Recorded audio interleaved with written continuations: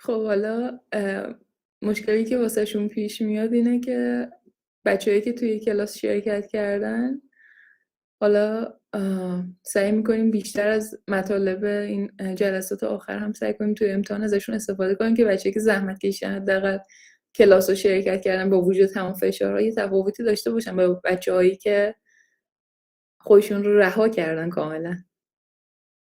حالا من امیدوارم بچه‌ها تمریناشون رو فرستاده باشن حداقل اگر کلاس رو شرکت نمی‌کنن. اصلا نمیدونم آمار کلاس چجوریه.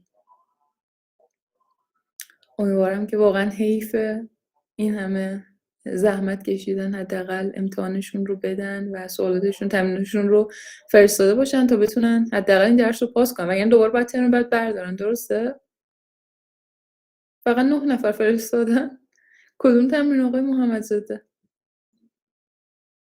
بچه فکر کنم خانم ستاری میخواد براتون واسه تمرین هایی که داریم، نمیدونم امروز احتمالا یه تمرین دیگه آپلود میشه، براتون کلاس حل تمرین بذاره. توی نظرسنجی اگه گذاشتن شرکت کنین و سوالاتتون رو بپرسین تا بتونین تمریناتون رو بفرستین. 12 تا تمرین. الان چند تا تمرین داریم آقای رحمانی؟ 12 تا، یعنی 12 تا تا 11 تا 12. آها. خب 12 تا تمرین دارین، احتمالاً یه تمرین 13 هم خواهیم داشت تا 13 نمرتون رو از طریق تمرین بگیرین و امتحان پایان ترممون هم که 7 نمره داره. درسته؟ فکر کنم اول ترم هم گفتیم این 12 تا 13. امتیازی ها رو براتون حساب میکنیم دیگه. امتیازی باز هم خواهیم داشت تا آخر ترممون، تا آخر این سعی میکنم تمرین امتیازی هم بزنم برای بچه‌هایی که خواهش میکنم تمرین یه سری از تمرین‌ها رو نمره‌شون نتونستن بگیرن. تمرین امتیازی بستگی داره چه نوع تمرینی باشه. مثلا اگر از این تمرین‌های مثلا سرچ باید بکنین باشه، نمرش تفاوت داره با تمرینی که به صورت برنامه‌نویسیه. دیگه آقای اشراقی کلش جمع میشه دیگه. اون رو هم با نمرتون جمع میکنم به صورت کلی.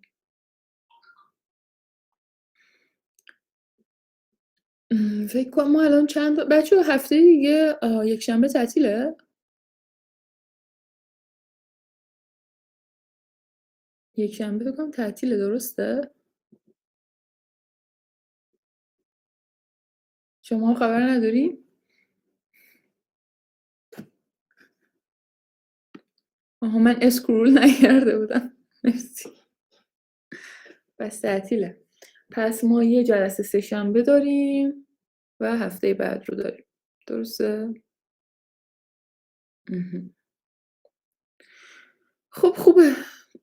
تمرین امتیازی هم براتون میذاریم، نگران نباشین بچه. خب بریم سریعتر سر بحث نامپای که بتونیم ایشالله اگه بشه امروز بحث نامپای رو ببندیم و از جلسه بعد با پکیج متپلاتلی آشنا بشیم. آقای معصومی نمیدونم اگر احتیاج بشه یه جلسه دیگه شاید بشه 3 جلسه، شاید هم 2 جلسه. باید ببینم میتونم جمع کنم یا باید ببینم تا کجا دلم میاد بهتون درس بدم. شاید دلم بسوزه و تا همون 2 جلسه تمومش کنم. شاید هم نه، فکر کنم که براتون بهتر باشه یه جلسه دیگه داشته باشیم. بستگی داره. ببینیم چه جوری پیش میریم. خواهش میکنم. خب بچه‌ها به نظرتون بازم امکان داره بچه‌ها بهمون اضافه شن یا اینکه فکر میکنین تا همینجا دیگه بیشتر از این کسی بهمون اضافه نمیشه؟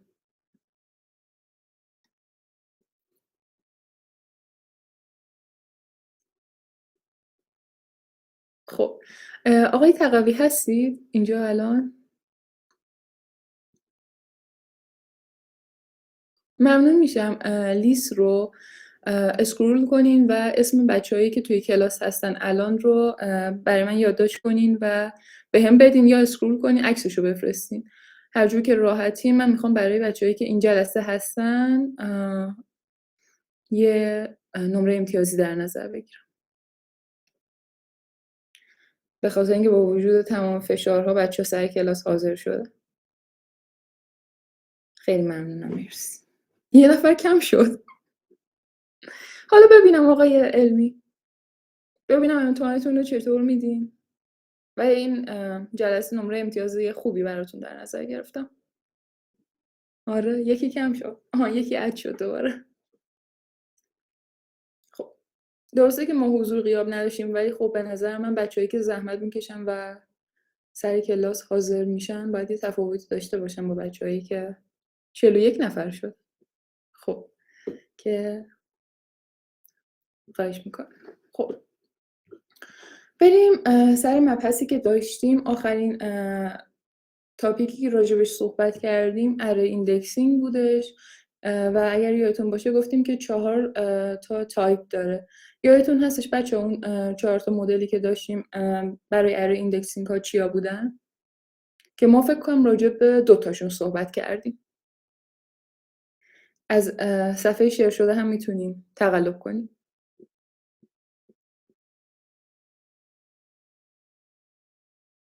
آفرین آقای اشراقی. بولین اره ایندکسینگ رو داشتیم و اینتیجر اره ایندکسینگ رو داشتیم و راجع به اسلایس اره ایندکسینگ فکر کنم زمان نشد که صحبت کنیم. آفرین دقیقاً همتون درست گفتید. خب بچه بولین اره ایندکسینگ چه کار میکرد؟ یادتون هستش که ما چه زمانی از بولین اره ایندکسینگ استفاده میکردیم؟ چه ساب اره هایی رو میخواستیم از اون آرای اصلیمون استخراج کنیم؟ بله آقای دائمی کبیر. یکم هم اسلایس رو گفتم فکر کنم نگفتم. آفرین آقای علمی. وقتی که ما یه سری شرط خاصی داریم و میخوایم اون ساب اری رو بکشیم از آرای اصلیمون بیرون که اون شرط خاص براش برقرار هستش. مثلا الان همونطور که توی تصویر میبینیم ما اومدیم چه کار کردیم؟ یه متغیر سی تعریف کردیم و گفتیم تمام اون آیتم هایی که به 2 بخش پذیرن و تقسیم بر 2 صفر میشن رو با استفاده از این شرط میخوام بکشم بیرون. خب وقتی که بخوام الان پرینتش کنم به چه صورت پرینتش میکنم؟ به این صورت که میام مثلا میگم بیا پرینت کن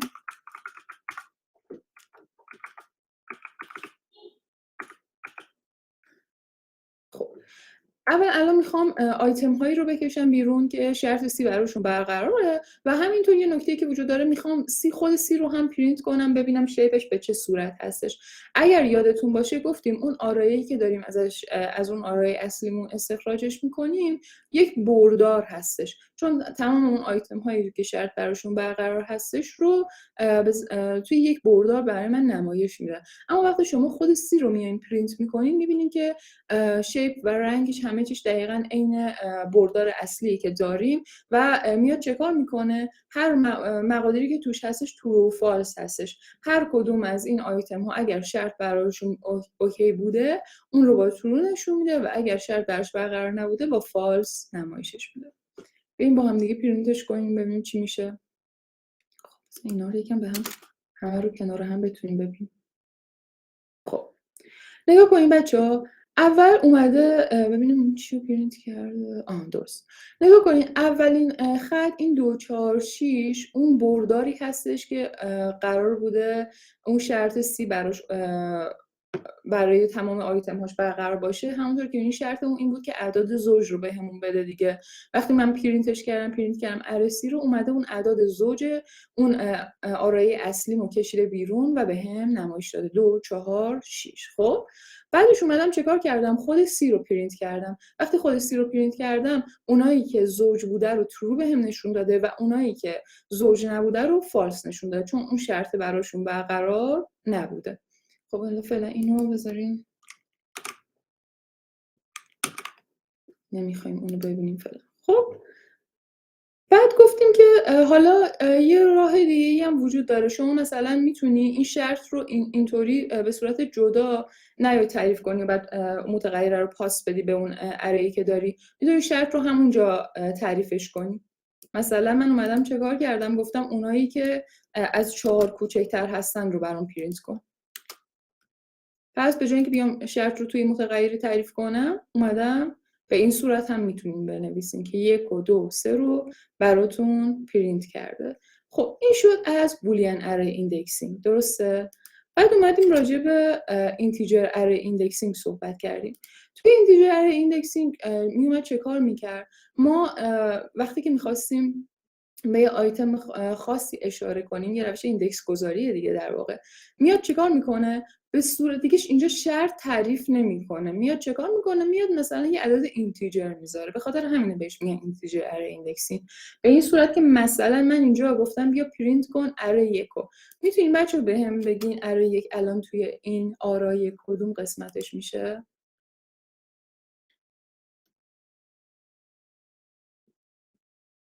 آفرین خانم کاری، آفرین آقای سعادت. دقیقاً بچه‌ها این چجوری این نامگذاری ها انجام میشه؟ این از ابتدای آرای این لیستا.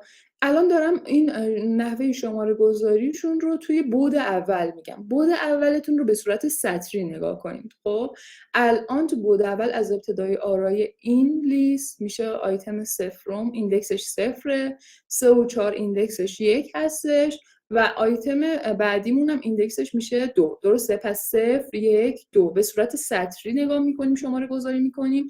پس این سطری نگاه کردن ما میشه بعد اولمون. بعد دوممون به چه صورت؟ ستونی میایم نگاه میکنیم. ستونی نگاه میکنیم از 0 دوباره شروع میشه. این آیتم هایی که دارم اینطوری با موسم نشونتون میدم اینا میشن آیتم هایی که ایندکسشون 0 هستش و این یکی ها آیتم های 2 4 6 میشن آیتم هایی که بعد دومشون ایندکسشون 1 هستش. اینجا زمانی که شما فقط یه 1 دارین یعنی فقط داره به بعد اولتون ایندکس اون بعد رو میخواد که اره 1 رو خواسته. پس این میشه 0 و 3 و 4 همونطور که خودتون گفتین میشه اون آیتمی که مد نظرمونه و میخوایم برامون پرینتش کنیم. خب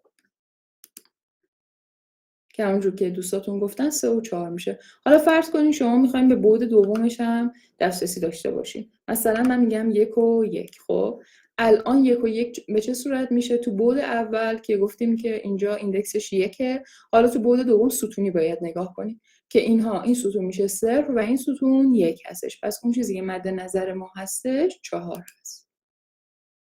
خب بعد گفتیم به این روش میتونیم به این ایندکس خاصی که مد نظرمون رو داشته باشیم. یه روش دیگه هم هستش که میاد چه کار میکنه؟ الان بچه‌ها این یه آرای دو بعدیه. چرا؟ چون ما یه لیستی داریم که هر آیتمش یه لیست دیگه است. پس این تعریف ماتریس دیگه، ماتریس یه آرای دو بعدی. خب گفتیم یه روش دیگه هستش که میاد چه کار میکنه؟ میگه که به تعداد بعدهایی که داری من لیست تعریف میکنم و این لیستا تمام این آیتم هاشون با هم متناظر هستن. این 0 و 1 و 2 که اینجا دارین میبینین مربوط به ایندکس بعد اوله و اینها مربوط به ایندکس بعد دوم هستش، چون من 2 تا بعد دارم و به این صورت هستش که شما باید چکار کنین؟ بعد اول ها رو اینجا بهش اشاره میکنین، بعد دوم ها رو اینجا. یعنی اگر میخواین آدرس یه دونه از این آیتم هایی که هستش رو ببینین که کدوم ها رو بهتون داره میده، اینجوری نگاه میکنین که این 0 متناظرش این 0. پس آیتمی رو میخواد که تو بعد اولش ایندکسش 0، بعد دوم هم ایندکسش 0. میشه در واقع کدوم؟ بعد اول 0، بعد دوم هم 0 میشه 1. درسته؟ آیتم 1. بعدش میاد چکار میکنه؟ حالا میریم سراغ دومی. 1 و 1. بعد اولش ایندکسش 1، بعد دومش هم ایندکسش 1.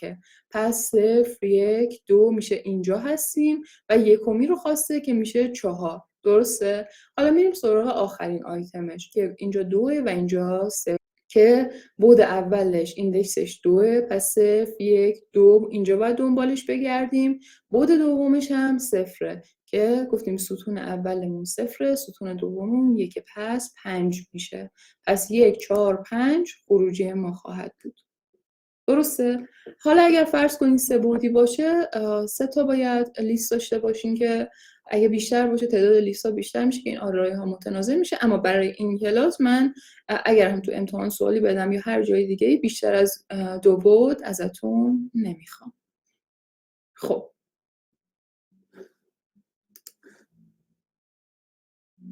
بله آقای محمدزاده، اگر الان اینها 3 تایی بودن سه بعدی بودن باید 3 تا ساب لیست داشتیم، ولی برای کلاس ما همین 2 تا لیست کافیه، بیشتر از این پیچیده‌اش نمی‌کنه. خب حالا می‌ریم چیکار می‌کنیم بچه‌ها؟ حالا بحث بعدیمون اره ایندکسینگ بعدی که داشتیم اسلایس اره ایندکسینگ بود. اسلایس اره ایندکسینگ به چه صورت بودش؟ مثلا فرض کنید من اینجا اومدم یک اره دوباره 2 بعدی تعریف کردم، یک ماتریسی هستش که هر آیتمش خودش یک لیست جدا هستش برای خودش. اولا اینکه اینجا همیشه خروجیمون یک بردار نامپای اره هستش و اینکه میخوام الان چیکار کنم؟ میخوام از روش اسلایس ایندکسینگ استفاده کنم. یه آرای 2 بعدی دارم، رنکش 2 هستش و همونطور که گفتم هر کدوم از این آیتم ها خودشون یک لیست هستن. اگر یادتون باشه توی لیست هم اسلایس ایندکسینگ رو داشتیم. اینجا دقیقاً هم کاری که اونجا انجام میدادیم رو بدیم. مثلا فرض کنین من میام چیکار میکنم؟ میگم بیا پرینت کن برام. همون روشی که اونجا استفاده میکنیم به این صورت. حالا من اره‌امو، اون اره‌ای که میخوام ازش یه اسلایس بکشم بیرون رو اسمش رو مینویسم. برای بعد اولش میگم از ابتدای آرایه تا کجا، واسه بعد اول الان دارم مینویسم، میگم تا اونجایی که ایندکسش 2 هست، ولی اون خود اون جایی که ایندکس خودش 2 هستش رو هم حساب نمی کنیم، بازه باز هستش. بعد برای بعد دومم میگم بیا از 1 شروع کن که این بازه بسته است تا کجا؟ تا 3. یعنی خود اون جایی که ایندکسش 3 هستش رو که اینجا مثلا نداریم، چون 0 1 2 داریم دیگه، خودش رو شامل نمیشه. حالا میاد این الان بچه شما میتونید به من بگین خروجی که برای من پرینت میکنه چی هستش؟ این قسمت، این پارت داره بعد اول و اسلایسی که برای بعد اول در نظر داره رو نشون میده. اینجا هم داره اسلایسی که برای بعد دوم در نظر داره نشون میده. تو بعد اول باید سطری نگاه کنین، تو بعد دوم باید ستونی نگاه کنین. آفرین بچه‌ها، دقیقاً همونطور که خودتون گفتین همین شکل. آفرین. در واقع میاد چیکار میکنه؟ از ابتدای آرایه اومده تا کجا؟ از ابتدای آرایه تا 2. این یعنی که تا 1 برو، خود 2 رو حساب نمیکنه. خب 0 1 2 یعنی کجا؟ یعنی این دوتا لیستی که اینجوری داریم اینجا، 0 و 1. بعد برای بعد دوم چیکار کرده؟ از 1 تا 3 که میشه اینجا 0 1 که از اینجا شروع میشه تا کجا؟ چون تا 3 باز هستش، ما فقط تا 2 رو میخوایم. همونجور که دوستاتون گفتن 2 3 6 7 میشه اون ساب اره‌ای که من میخوام. خب حالا یه چیزی، حالا بیایم بچه با هم دیگه یه کاری انجام بدیم. بیایم مثلا بیایم یه مقداری رو توی اون اره اصلی که داریم عوضش کنیم. مثلا بیایم چه کار کنیم؟ بیایم مثلا اره 1 و 1 رو مقدارش رو مثلا بذاریم چند؟ بذاریم 200. خب اومدم چیکار کردم؟ تو آرایه اصلی که داشتم اره 1 و 1 یعنی میشه کجا؟ 0 1 میشه اینجا، 1 کدوم میشه؟ این 6. اونو اومدم چیکار کردم؟ مقدارش رو عوض کردم به این صورت و مساوی 200 کردم. خب حالا بیایم چیکار کنیم؟ میایم اینو بذاریم با یه اسمی براش تعیین کنیم، مثلا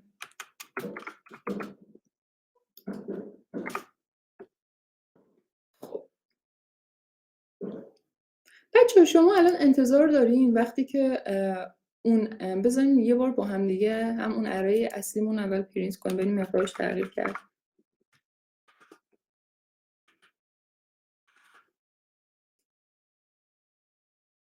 بچه میبینیم مقدارش عوض شده. خب من یه ساب اره از این لیستم کشیده بودم بیرون دیگه، درسته؟ به نظرتون الان وقتی که من اومدم اون مقدار رو توی آرایه اصلیم قدیمی تغییر دادم، تو اون ساب اره‌ای هم که ازش ایجاد کرده بودم تو اون هم تغییر میکنه یا نه؟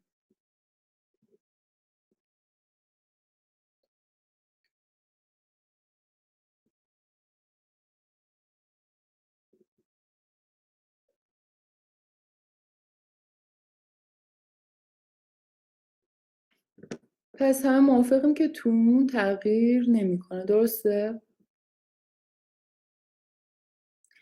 خب بیاین پرینتش کنیم ببینیم چه اتفاقی میفته. اسمشو گذاشتیم، بذارین x رو پرینت کنم.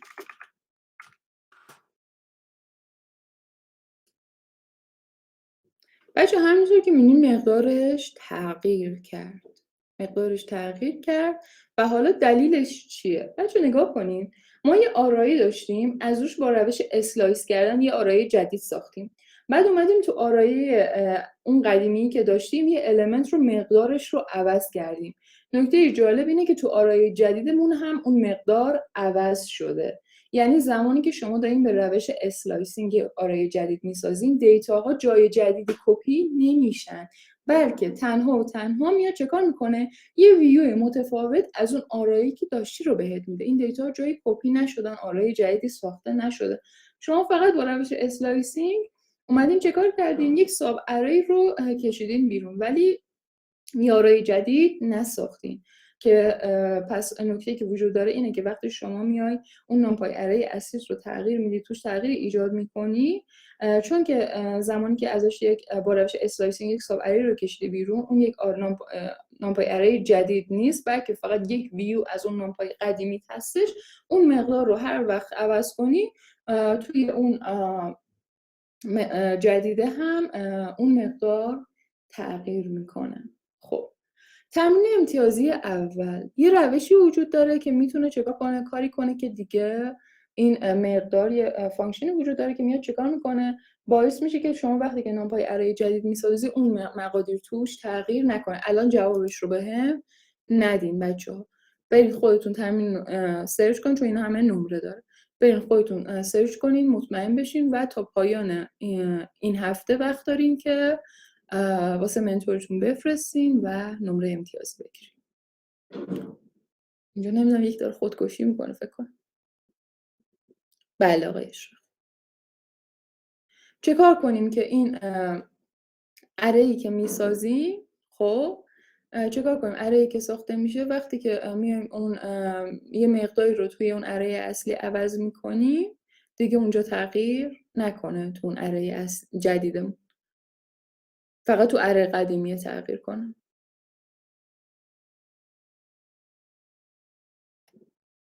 خب یه سوال امتیازی اول. یه سوال امتیازی دیگه هم دارم براتون که اگه برسیم راجع به اون هم صحبت میکنیم. خب بچه‌ها، پس تا اینجا اومدیم چیکار کردیم؟ راجع به اسلایس اره ایندکسی صحبت کردیم که میومد چیکار میکرد؟ یک ساب اره دقیقاً مثل همون چیزی که توی لیست داشتیم برامون از اون اره اصلیمون میکشید بیرون. و حالا میخوایم بریم سراغ چهارمین تایپی که داشتیم که توی این تایپ چیکار میکنه؟ میاد اینتیجر ایندکسینگمون رو با اسلایس ایندکسینگمون ترکیب میکنه. یعنی چهارمی ترکیب اینتیجر ایندکسینگ و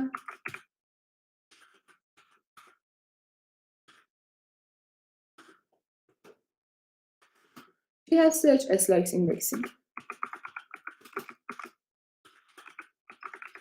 خب اینجا چی داریم؟ یه زمانی هستش که شما هم میخواین یه بخشیش رو اینتیجر بدین، اون اشاره که دارین میکنین به اون ساب اری که میخواین بکشین بیرون، یه بخشش هم میخواین به صورت اسلایسی باشه، یعنی از دو نقطه استفاده کنین. مثلا فرض کنین که بذارین توی همین آرایی که داشتیم، خب توی همین آرایی که من اینجا داشتم میام چه کار میکنم؟ الان به جای اینکه بیام اینطوری بهش اشاره کنم، میگم که ببین این اولیه که دو نقطه گذاشتی فقط بیا یه یک بذار دیگه، اسلایس تعریف نکن. این یعنی اومدم از اون اینتیجر ایندکسینگ استفاده کردم که همشون اعداد اینتیجر بودن. برای پارت دومش که تو بعد دومش داری نگاه میکنی، بیا اسلایس بردار. خب الان بیاین پرینت کنیم ایکس رو ببینیم چی میبینیم.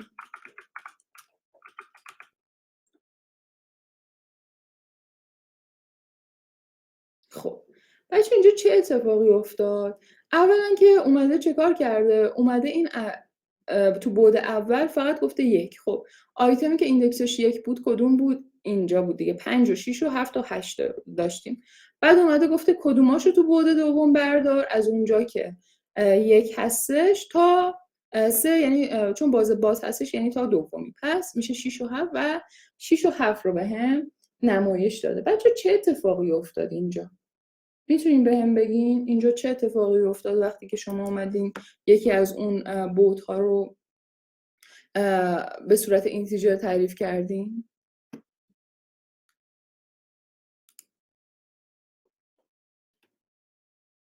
خروجی رو نگاه کنین و ببینین به نظرتون چه اتفاقی افتاد.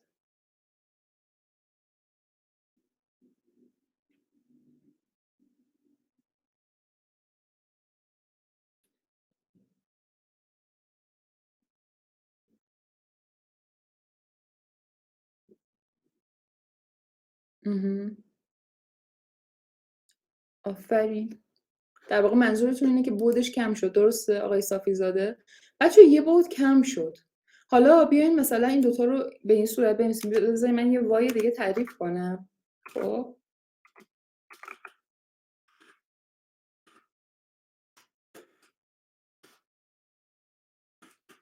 توی این وایی که تعریف میکنم میام چه کار میکنم؟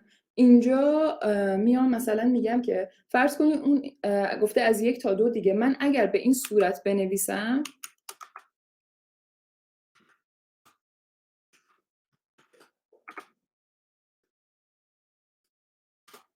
به این صورت بنویسم دقیقاً انتظار دارم خروجیم همون باشه دیگه، ولی یه تفاوتی وجود داره. بذارین با هم دیگه وای هم پرینت کنیم.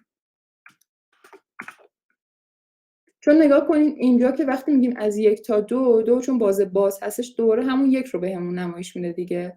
اینجا اومدیم یکیش رو کامل اینتیجر در نظر گرفتیم، اینجا هر دوش رو اسلایس در نظر گرفتیم، ولی خروجی هر دو 6 و 7 میشه. نگاه کنین بچه‌ها، توی این الان خروجی x هستش، این خط نگاه کنین.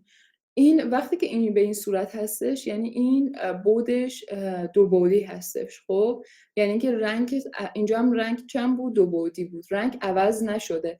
زمانی که شما چه کار کردین؟ هر دوتا رو به صورت اسلایس تعریف کردین. ولی اونجایی که اومدین یک بود رو اینتیجر تعریف کردین، ناخودآگاه یک بود رو کم کردین و الان به جای اینکه شما یک ماتریس داشته باشین اینجا یک وکتور دارین. خب پس نکته‌ای که وجود داره، اول اینکه زمانی که از مدل اسلایس ایندکسینگ و اینتیجر ایندکسینگ میان استفاده میکنین، هم اسلایسینگ دارین هم اینتیجر دارین. یک نامپای اره جدید میسازین که در واقع همون نامپای قبلیه، همونطور که گفتیم فقط یک ویوی از اون اره قبلیتونه با توجه به اون بخشی که شما ایندکسش رو دادین و اون رو خواستین و در واقع میتونیم بگیم یک ویو جدیدی ازش برامون ساخته. اگه آیتم ها هر جایی تغییر کنه تو نامپای اره‌ای که ما هم ساختیم هم تغییر میکنه. نکته بعدی چیه؟ نکته بعدی اینه که با توجه به اینکه اینجا یک بود رو به صورت اینتیجر ایندکس کردیم، اتفاقی که میفته اینه که یک بود رو برای من کم میکنه. اینجا وای رنگ من 2 هستش ولی اینجا رنگ من 1 هستش. خب پس و اینجا که فول اسلایس استفاده میکنیم میبینیم که بود همونی هستش که داریم و بودمون الان اینجا 2 هستش ولی اونجایی که اومدیم اینتیجر تعریف کردیم بودم 1 شده، با اینکه هر دوشون 6 و 7 رو برای من نمایش داده. پس زمانی که از نکته که وجود داره این که اینتیجر استفاده میکنیم یک بود برای من کم میشه. اما توی وای چون اسلایس انجام دادیم در واقع محدودش، با اینکه دیگه نمیایم بودها رو محدود کنیم، زمانی که از اینتیجر استفاده میکنین میایم چیکار میکنین؟ محدودش میکنین، یه بود رو حذف میکنین. اما وقتی اسلایسی استفاده میکنین دیگه محدودش نمیکنین، بودی رو حذف نمیکنین، به خاطر همین که رنگتون اونجا 2 هستش. اما بعد زمانی که دارین از اینتیجر استفاده میکنین، ترکیب اینتیجر و اسلایسینگ باعث میشه که یک بود کم بشه. پس تا اینجا بچه چی داشتیم؟ بولیان اره ایندکسینگ رو داشتیم که همیشه میومد چکار میکرد؟ یک شرطی رو برای ما بررسی میکرد. میومد میگفتش که کجا بود؟ میومد یه شرطی رو برای ما بررسی میکرد و خروجی همیشه یک بردار جدیدی بود و ربطی به قبلی نداشت. بعد با توجه به اون شرطی که تعریف میکردیم بهمون یه بردار میداد. بعدش اومدیم راجع به اینتیجر اره ایندکسینگ صحبت کردیم که همیشه میومد یک بود رو برای من کم میکرد، یک نامپای جدید میساخت. و بعد اسلایسینگ رو داشتیم که یک ویو از نامپای قبلی بود و زمانی که ترکیبی از این دوتا رو استفاده میکردیم گفتیم یک بود کم میشه. حالا میایم سراغ یه سری عملیات ریاضی، میخوایم یه سری عملیات ریاضی رو روی این آرایه ها اعمال کنیم. خب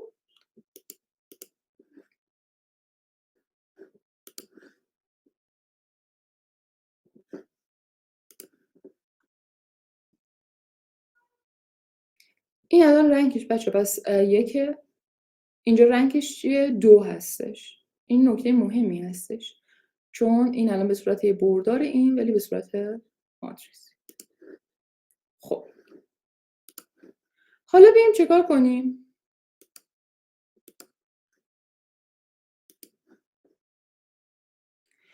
الان میخوایم راجع به یه سری عملیات ریاضی صحبت کنیم. روی این آرایه ها میخوایم یه سری عملیات انجام بدیم. من میام 2 تا نمپای اره جدید تعریف میکنم.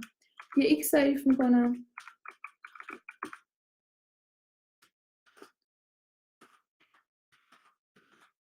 خب اینو باید چرا اینجوری شد؟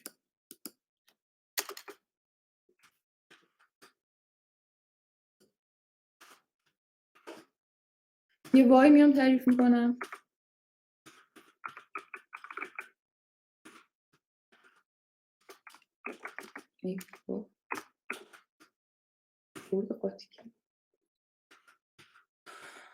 خب حالا میخوام چیکار کنم؟ الان من 2 تا بردار دارم که از نظر شیپ با هم دیگه برابر هستن. هر دوشون بردار هستن و تعداد آیتم های توی هر 2 تا 3 تا هستش. حالا میخوام بیام از این سری میخوام عملیات ریاضی رو روشون اعمال کنم. چه اتفاقی میفته؟ مثلا از اپراتورهای مثل جمع و منها و تقسیم و ضرب میخوام استفاده کنم. مثلا اولین کاری که میکنم میام چیکار میکنم؟ میام یه z میسازم که x و y رو با هم دیگه بیاد جمع کنه.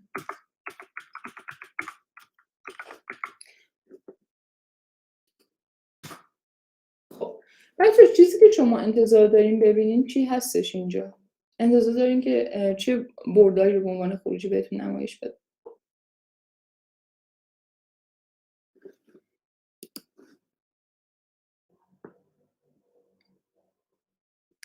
آفرین، دقیقاً.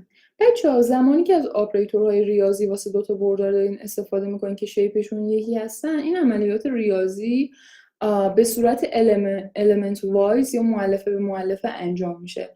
یعنی وقتی شما الان اینجا z رو ساختین، وقتی x و y رو اومدی با هم جمع کردین، مؤلفه اول x با مؤلفه اول y جمع شده و توی خروجی بهت نمایش داده میشه. دوباره مؤلفه دوم x با مؤلفه دوم y جمع میشه. مؤلفه به مؤلفه اینها با هم دیگه جمع میشن و همونطور که خودتون گفتین همچین خروجی رو انتظار داریم ببینیم. هم میتونین از آپریتور جمع استفاده کنین یا اینکه میتونین بیاین از فانکشن add استفاده کنین به این صورت که np.add x و y. خب اینم دقیقاً عین همون کاری که آپریتور جمع براتون انجام داد، این هم براتون انجام میده. حالا مثلا بخواین اگر از هم دیگه کمشون کنیم باید از فانکشن subtract استفاده کنیم.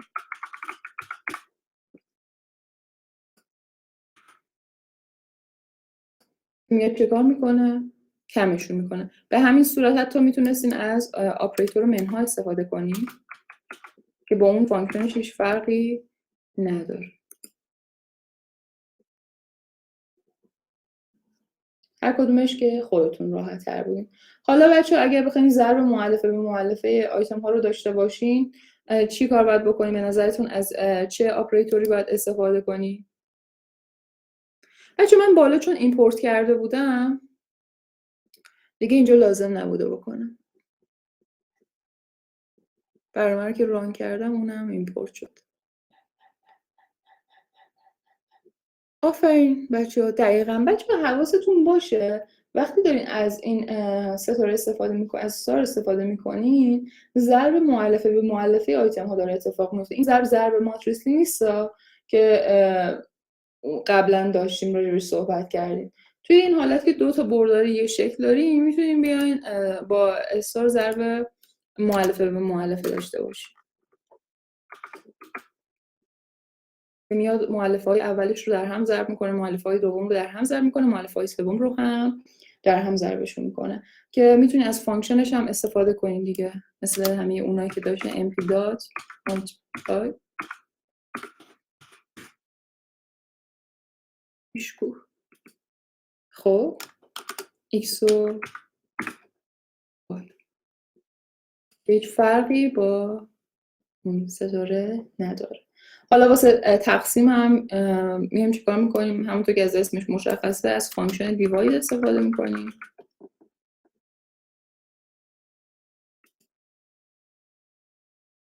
یا میتونیم بیایم چیکار کنیم؟ این صورت هیچ فرقی نداره و هیچ تفاوتی تو جوابی که قرار به شما نشون بده نداره. پس بچه این چی بود؟ یه سری از عملیات ریاضی بودش که ما میتونیم، حالا یه سری فانکشن دیگه هم داریم که خودتون هم حتی میتونید سرچ کنین بیشتر راجبش، مثلا ببینید چیا داریم. مثلا فرض کنیم من زدم هم جذر بگیرم، الان از کدومشون مثلا جذر بگیریم؟ از وار، از فانکشن جذر گرفتن استفاده میکنیم، جذرش رو برات میگیره. یا میای چه کار میکنی؟ میخوای سینوس وایو بگیر،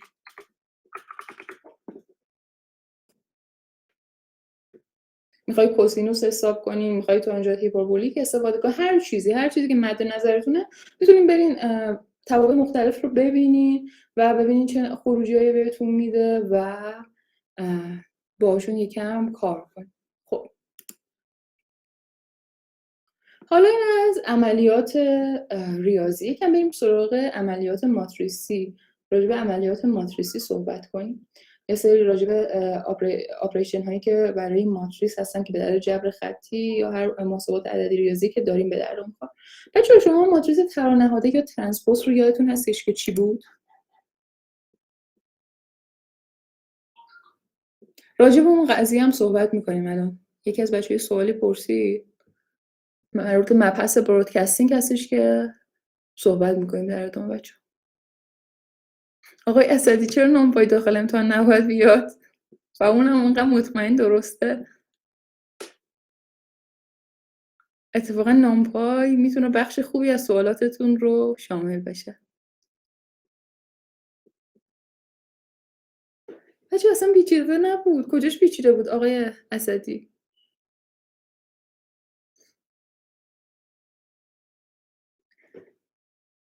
جلسه پیش که کلی واسهتون مرور کردم مطالبی رو که داشتیم. نه آقای رحمانی، من جوری سوال میدم که شما بتونین امتحان بدین، نگران نباشید.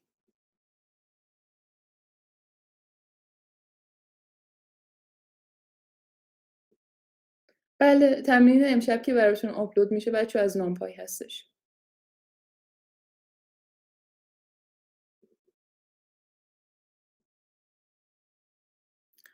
من میتونم همین فایلی که داشتیم رو براتون کاملش کنم و بفرستم براتون.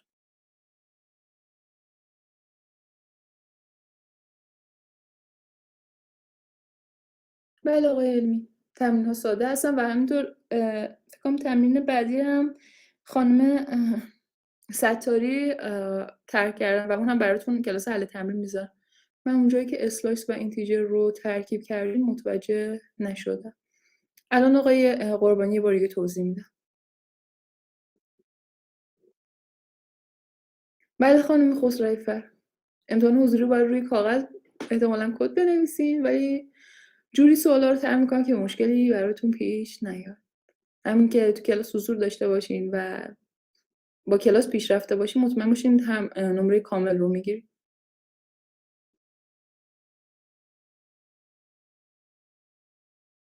نه آقای محمدزاده نمیشه لپتاپ بیاریم، باید رو کاغذ بنویسیم.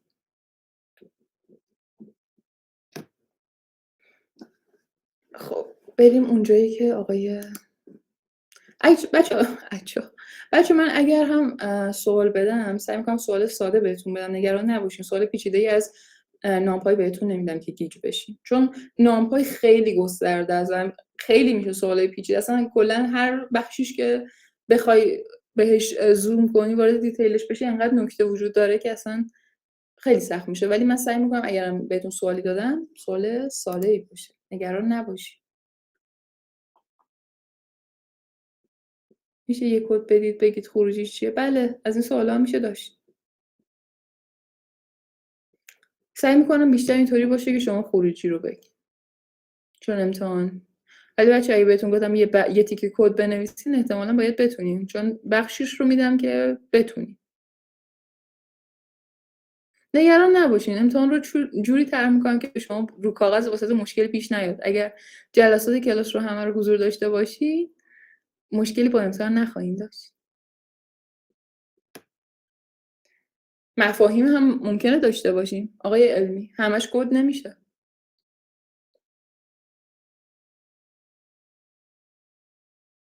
چون دیباگ سخته.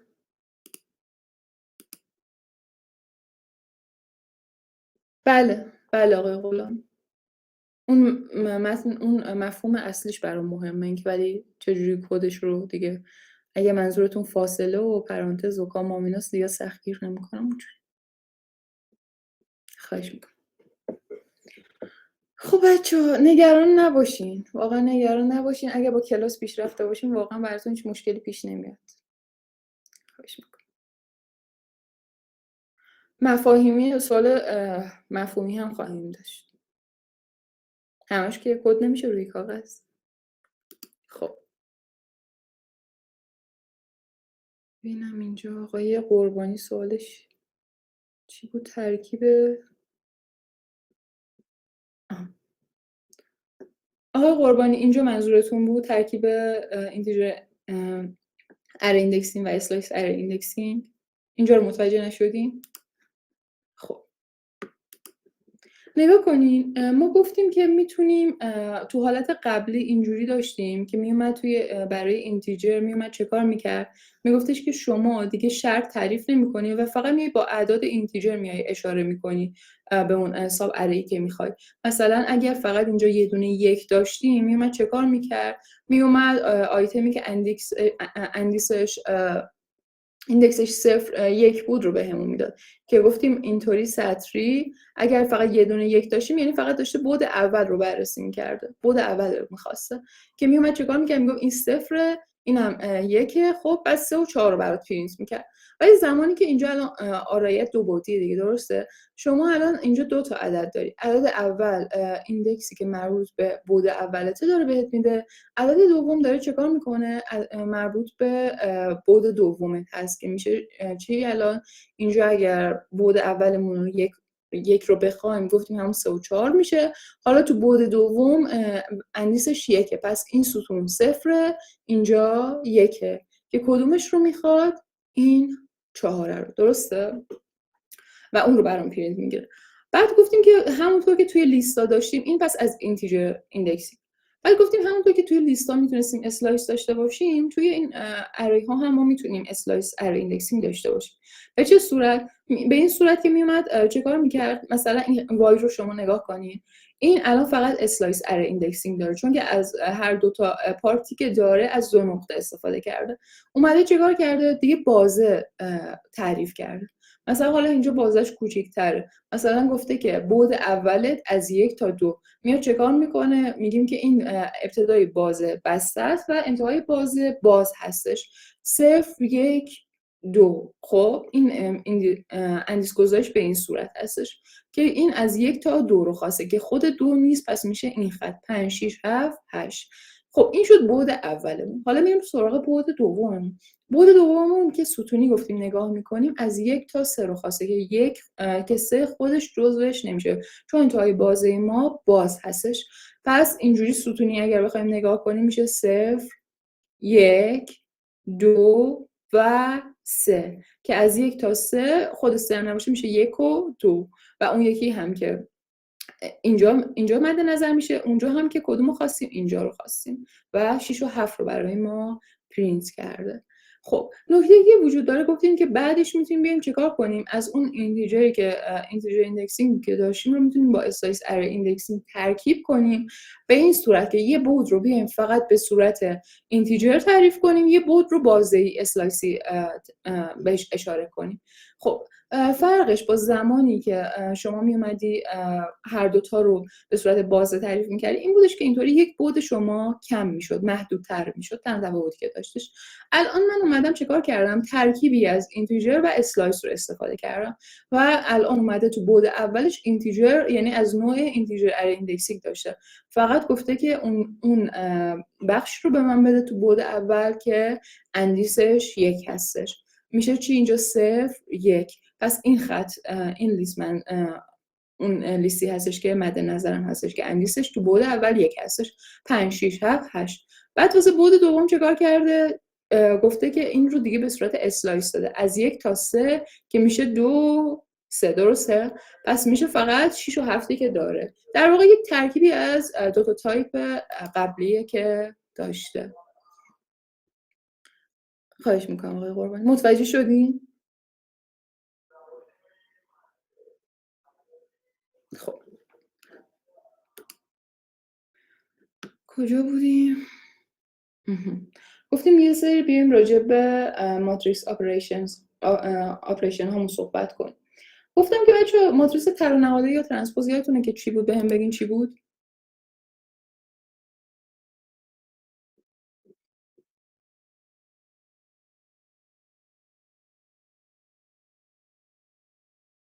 آفرین آقای جبری، آفرین خانم محمدی، آفرین آقای علمی. جای سطر و ستون عوض میشه. درست آقای قلی.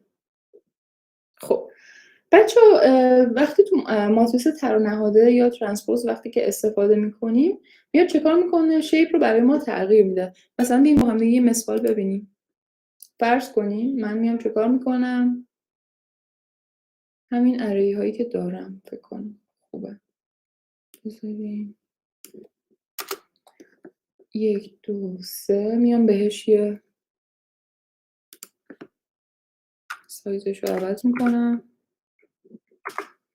مثلا 4 5 6. بعد چون 2 بعدی هم هستش باید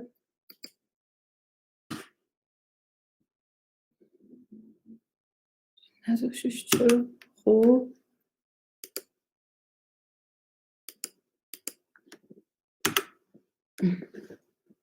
به این صورت به 2 بعدی تبدیلش کردم ایکسم رو 1 2 3 4 5 6.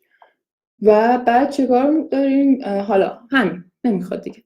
حالا میام چیکار میکنم؟ میخوام از یه اتریبیوتی استفاده کنم که بیاد این ماتریس رو شیپش رو برای من تغییر بده. همونطور که خودتون گفتین میخوایم از ترانسپوز پرینت میکنیم x. بچه دقت کنید این وقتی که جلوش هیچ پرانتزی نداره، پرانتز باز و بسته نداره، دیگه این فانکشن نیستش. این در واقع یک اتریبیوت هستش. خب پس دیگه نیاز به پرانتز باز و بسته نداره. خب بیاین با هم دیگه پرینتش کنیم ببینیم چه اتفاقی میفته. بچه ببینین اینجا شیپمون چنده؟ شما بهم بگین. شیپ بوده 2 در 3، الان تغییر کرده و شده 3 در 2. خب پس این یه اتریبیوته که میتونین ازش استفاده کنین. یه بخوایم یه نکته یه مورد دیگه هم ببینیم، مثلا میتونیم ضرب ماتریسی رو ببینیم. ضرب ماتریسی رو با استفاده از یه تابعی به نام دات میتونیم بیایم محاسبه کنیم که اگر مثلا بخواید از فانکشن هم استفاده نکنیم میتونید از آپراتور اد ساین استفاده کنیم. الان با هم دیگه بیایم یه مثال ببینیم. مثلا من میام چیکار میکنم؟ میام 2 تا وکتور اول تعریف کنم. میخوام چند تا حالت مختلفش رو ببینم. بچه‌ها حواستون رو جمع کنین. مثلا اول حالتی رو میخوام ببینم که جفتشون رو به صورت بردار دارم.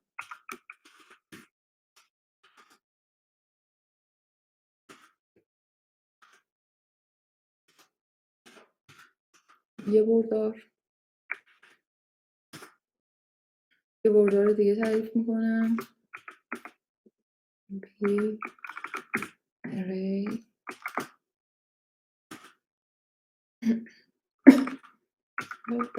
خب الان من اینجا 2 تا بردار دارم، 2 تا اری دارم که جفتشون بردار هستش. میخوام ضرب ماتریسی رو انجام بدم. گفتیم که 2 تا حالت وجود داره. یا میتونم بیام بگم پرینت کنم مثلا از ساین استفاده کنم، یا اینکه میتونم بیام چیکار کنم؟ بیام از یه فانکشن استفاده کنم. عین تمام فانکشن های دیگه mp دات باید چی باشه؟ فانکشنمون دات باشه. کدوم 2 تا رو میخوایم؟ کدوم 2 تا اری ها رو میخوایم ضرب انجام بدیم؟ v و w رو. بیایم پرینتش کنیم ببینیم چه اتفاقی میفته. نگاه کن بچه‌ها جفتشون خروجی هاشون یکی شد، یعنی نشون میده که این 2 تا با هم دیگه معادل هستن. این میاد چه چیز رو برای من میاد محاسبه میکنه؟ اولا که یه جایی هستش که شما ادساین رو میزنین بچه‌ها، احتمالاً شاید کار نکنه. اون وقتی که ادساین کار نمیکنه حتما نسخه پایتون شما قدیمیه، ولی از فانکشن دات هر زمانی که استفاده کنید اوکی هست و کار میکنه. بچه‌ها در واقع اومده برای من ضرب اسکالر رو انجام داده. وقتی دو تا بوردر داری توی هم ضرب نقطه یا ضرب اسکالر میکنی، به چه صورت این ضرب انجام میشه؟ شما میتونید به من بگین الان این ضرب رو به چه صورت انجام داده بچه‌ها؟ ضرب اسکالر یا ضرب ماتریسی به چه صورت هستش؟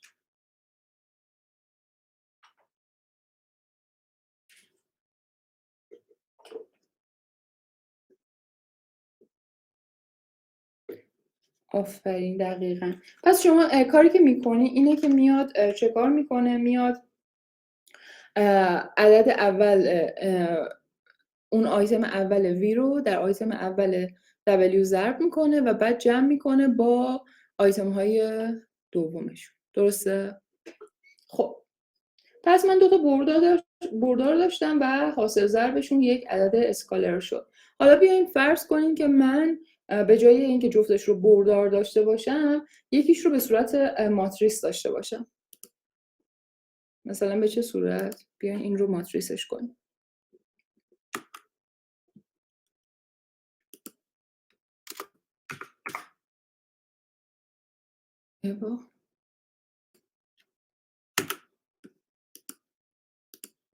خب 9 مثلا 11 و 12. خب اینجوری به ماتریس تبدیل میشه. بذار اینم عددش رو خب هم 11 12 اوکی. خب بچه‌ها الان من اینجا یه بردار دارم و یه ماتریس. یکی رو دارم که شیپش 2 که چرا 2 چون اولا که رنکش 2 هستش، تو بعد اولش 2 تا آیتم داره، تو بعد دومش هم 2 تا آیتم داره. و یکی رو دارم که بردار هستش و یک بعدی هستش و توی بعد اولش 2 تا آیتم داره. خب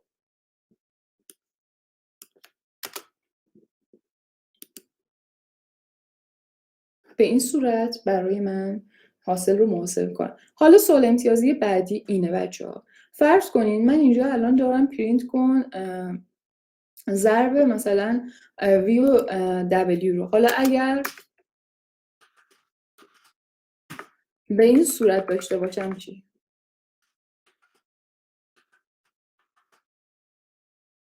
این دوتا با هم دیگه چه فرقی دارن؟ این چه سوال امتیازی بعدیتون بچه‌ها که به این سرچ کنیم ببینیم که این دوتا با هم دیگه چه فرقی دارن.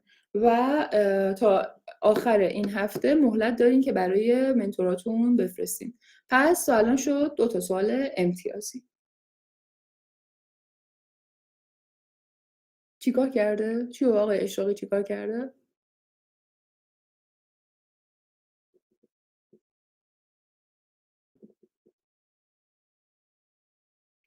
اومده بردار رو اومده ماتریس رو در بردار ضرب کرده دیگه.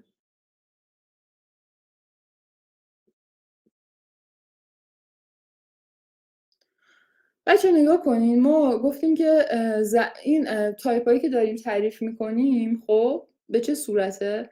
به این صورتی که اول اومدیم داریم میبینیم با فانکشن دات یا ادساین ضرب ماتریسی رو چجوری میتونیم انجام بدیم. حالت اولی که داشتیم دوتا آرایی که داشتیم هر دوتا بردار بودن و ضرب اسکالر داشتیم. خب بعد گفتیم حالت دوم چیه؟ به جای اینکه مثلا ضرب اسکالر داشته باشیم ضرب به این صورت انجام میشه که میاد چیکار میکنه؟ میاد بردار رو میاد ماتریس رو در بردار ضرب میکنه. خب و الان من یه دونه اینجا ماتریس دارم و یک بردار که ضرب رو براش انجام دادم. بعد از شما پرسیدم که خب الان اگر من بیام وی رو ضرب W کنم چه فرقی با ضرب W در وی داره؟ بله. پس اینم سوال امتیازی بعدیتون. بریم ببینیم اینو چجوری اولا که ضربش انجام شده و اینکه چه تفاوتی با هم داره.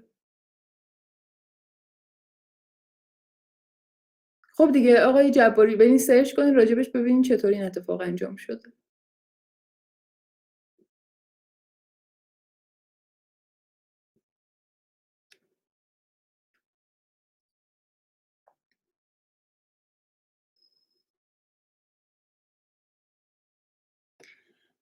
پس بچه‌ها تا اینجای کار چی شد؟ ضرب داخلی زمانی اتفاق میفته که شما میان چه کار میکنیم؟ ضرب داخلی یا ضرب اسکالر ضربیه که شما 2 تا بردار داریم. درسته؟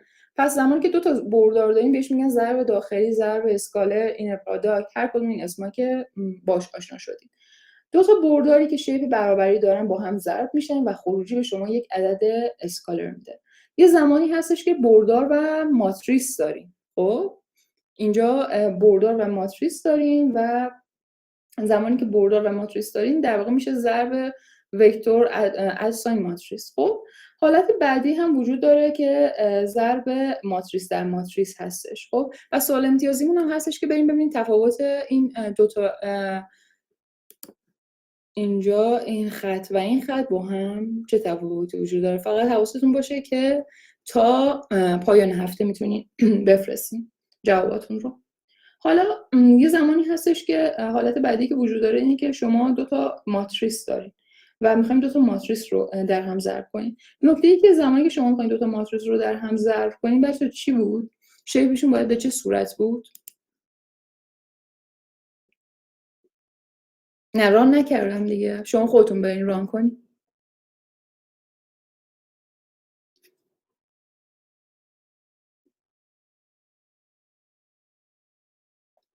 آفرین دقیقاً. تو ضرب باید چه اتفاقی بیفته؟ باید بعدای وسط با هم دیگه برابر باشن. یعنی این چجوری؟ یعنی باید بعد اول باید تو بعد اولمون ستون بعد اول با سطر ماتریس دوممون برابر باشه. نمیدونم چجوری گفتم باید چه اتفاقی بیفته؟ بعد این بعدای وسط با هم برابر باشه. یعنی اگر تو ماتریس اولتون شما بعد دومتون رو ستونتون بگیرین باید برابر باشه با چی؟ باید با بعد اول ماتریس دومتون که همون تعداد سطر هست باید برابر باشه تا بتونیم ضرب انجام بدیم.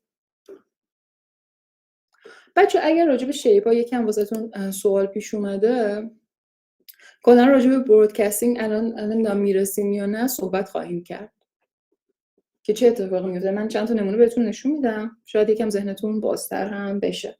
خب پس حالا مثلا ببین 2 تا من این رو هم تبدیل کنم به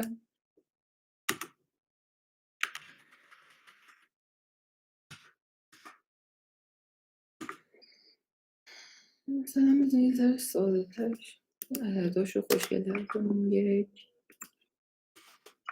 2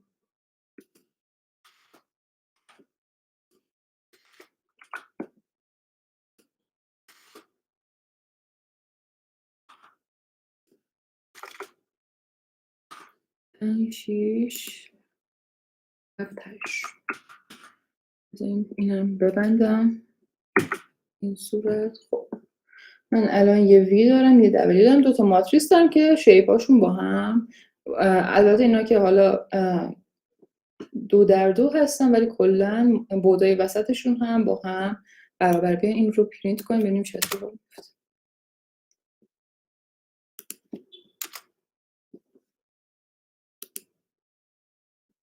خب حاصل 2 تا ماتریس هم که میشه یه ماتریس با همون ابعادی که از ضرب این 2 تا ماتریس به دست میاد. خب حالا بچه‌ها راجع به برودکستینگ که یکم ذهنتون درگیر شده بیاین یکم راجع به اون صحبت کنیم. ببینید بچه‌ها مثلا شما فرض کنین میخواین یه x و یه y دارین که میخواین با هم دیگه جمعشون کنین. مثلا چجوری؟ فکر کنین من 2 تا بردار دارم. 2 تا بردار دارم. تو بردار اولم 1 2 3 رو دارم. بردار بعدیم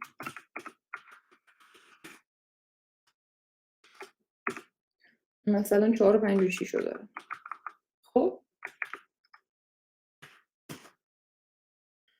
شما زمانی که میای اینها رو مثلا فرض کن از عملیات مثلا جمع استفاده میکنی، گفتم به صورت element wise میاد چکار میکنه تمام این مؤلفه ها رو متناظر نظیر به نظیر با هم دیگه جمع میکنه. خب این خروجی رو هم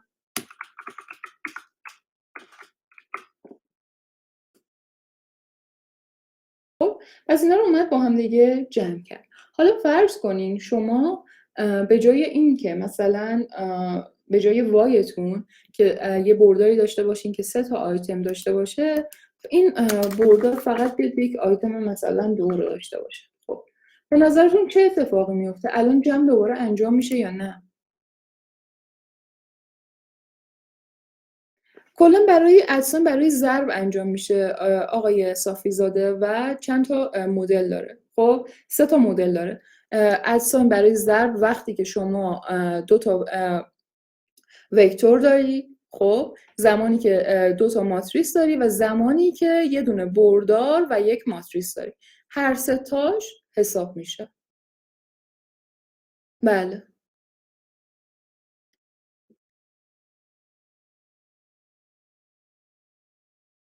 یعنی برای 2 تا بردار اجسام ضرب خارجی. متوجه سوالتون نشدم آقای صافی زاده. خب بچه الان اینجا همونطور که ببینم آقای قربانی ببینم درست گفتم 3 4 نه آقای قربانی، آقای دایمه کبیری 3 4 5. آفرین آقای کبیری درست. آقای کبیری چجوری به این نتیجه رسیدین؟ چیکار کردین در واقع؟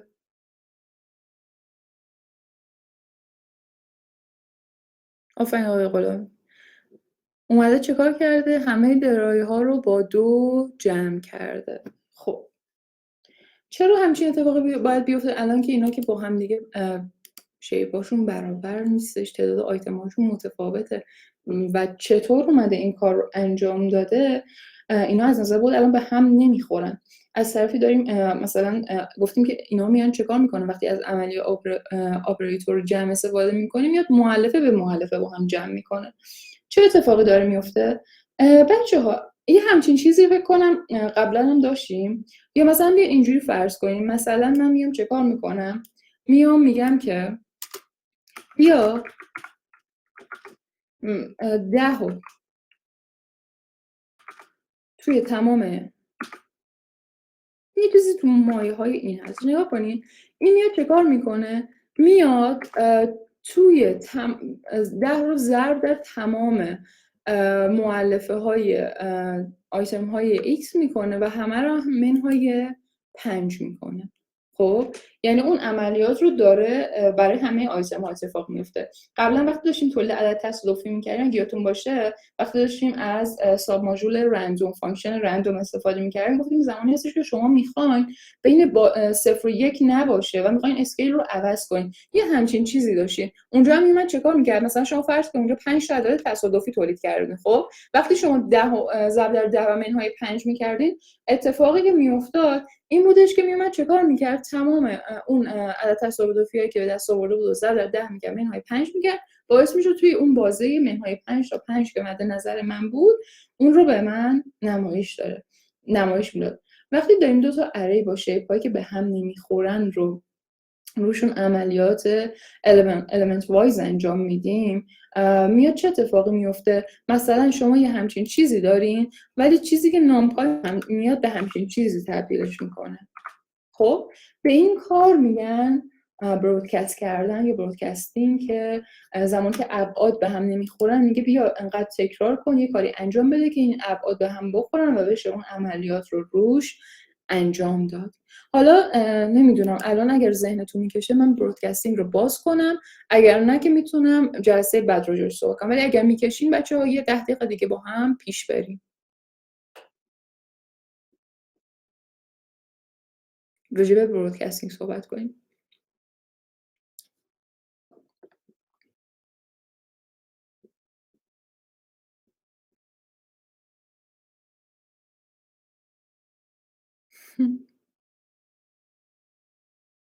آقای محمدزاده با 10 دقیقه که نمیشه یک کلاس جبرانی 1 ساعت و نیمی رو حداقل 1 ساعت و 20 دقیقه اینا یکی کرد.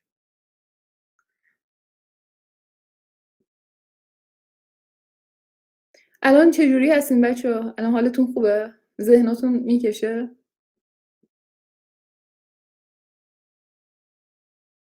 خب. پس بیاین با هم دیگه یه ادامه بدیم، ولی برای اینکه یه ذره گیج نشین بیاین یه نگاهی بکنیم به این قضیه که ما تا الان تا اینجا چی داشتیم.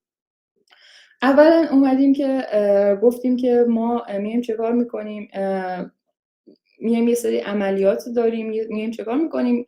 گفتیم که یه سری هستن که عملیات مؤلفه به مؤلفه هستن و این آپریتورهایی که داریم میخوایم روی تمام مؤلفه ها نظیر به نظیر اون عملیات رو انجام بدیم.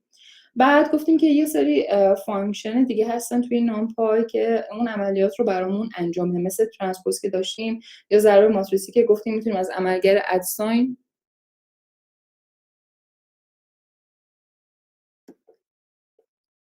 چی شده؟ سکوت نشانه خستگی است. خب بچه‌ها ولش کنین. به این جلسه بعد راجع بهش صحبت کنیم. چون که این مبحث اگه الان بازش کنم باید تبدیلش رو بهتون بگم و فکر کنم یه ذره بیشتر از 10 دقیقه طول بکشه. بفرمایید آقای محمدزاده پیشنهادتون رو. من احساس میکنم که کلا مبحث نامپای خیلی برای بچه‌ها سنگین بوده. آقای محمدزاده الان بچه چرا شما از هر فرصتی سوء استفاده میکنین برای امتحان؟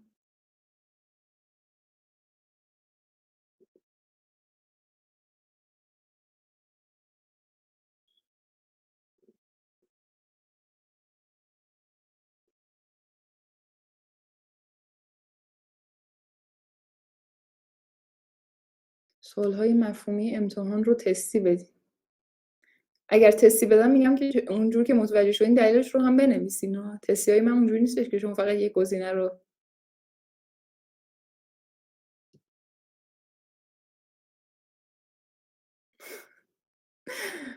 خانم کاری از این مهربون‌تر.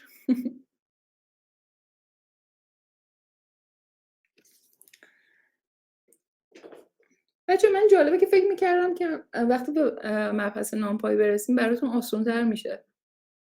فکر نمی‌کردم که انقدر براتون سنگین و سخت بشه. اگر ببینم اینجوریه سعی میکنم که بیشتر سوالات رو از بخشای دیگه بهتون بدم. خیلی ممنونم خانم زمانی.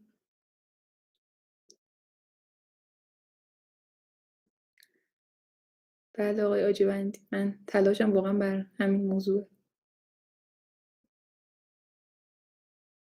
ولی به نظر من نامپای یه بخشی بودش که همین سرتیترایی که راجبش صحبت کردیم، مثلا بذارین یکشو بهتون بگم که خیلی آسون میشه دیگه. مثلا میتونم یه جور سوال بدم که از همین بذارین بهتون نشون بدم. مثلا میتونم به این روش بگم که خروجیشو، این دیگه خیلی آسون میشه. مثلا میتونم بهتون بگم که خب اگر همچین اره ایندکسینگ که داریم با این روش مثلا کدوم پارت آرایی که بهتون میدم و براتون خروجی نمایش میده. اینجاش آسون بود دیگه، درسته؟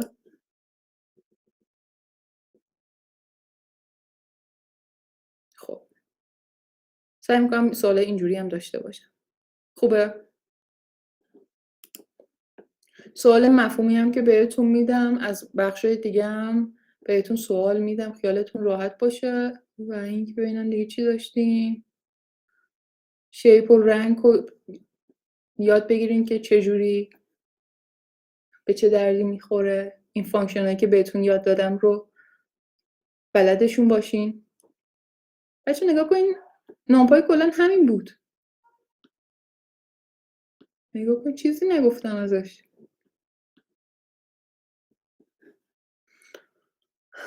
سعی میکنم آسون سوال بهتون بدم.